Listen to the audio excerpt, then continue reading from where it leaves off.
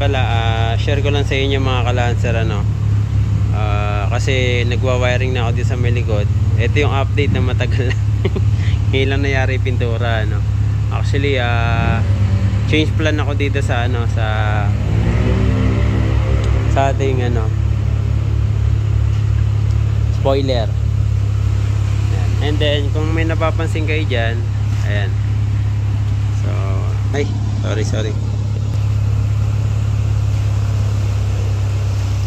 Kung napapansin niyo yung ilaw na ating backlight, malakas, ano. Yeah, in-upgrade natin yan syempre. Ang reason ko bakit ko siya in-upgrade dahil dun sa ating dashcam. Yun, yung dashcam dun sa may loob. Syempre pag nagre-reverse tayo, actually nirekta ko lang muna yung switch na yan sa may ano, sa yung switch ng ating ano, shifting, ano. So dun sa ating reverse, inon ko lang muna siya para makita nyo rito sa video. Actually pinalakas ko yan, diba, astig, napakaliwanag. Ayan, ang nilagay ko para may idea kayo mga kalanser, ano, ang nilagay ko dyan is mini driving lights. Ayan, kaya malakas. Papatayin ko muna para ano, patayin ko dito sa ating,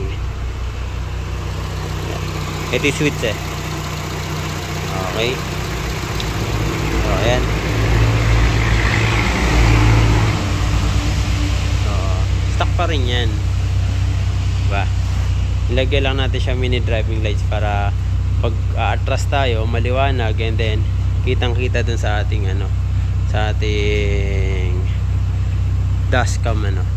Ayan, so ayos, medyo na perfect ko na rito yung wirings. Ito na lang kasi di pa naman ito nakakabit eh, yung ating brake light dito sa ating ano, spoiler.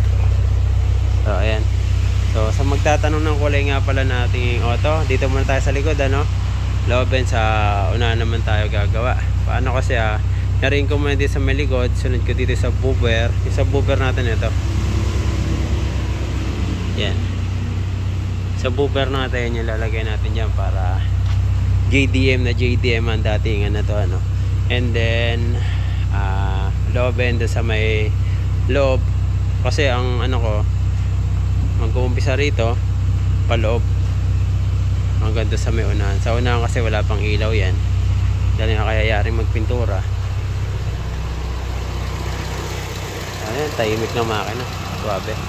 Ayan, so may kita nyo rin yan pagka ano.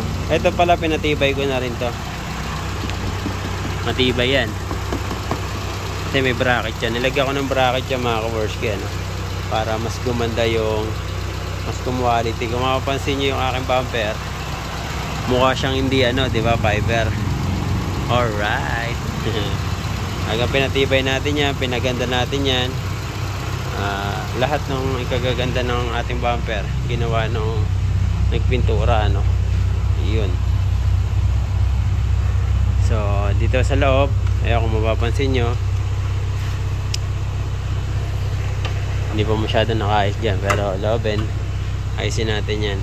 Quality yan pagka nangyari. Yo, ganda. Alright, lapit na mayari itong ating Similan Mitsubishi Lancer. Alright.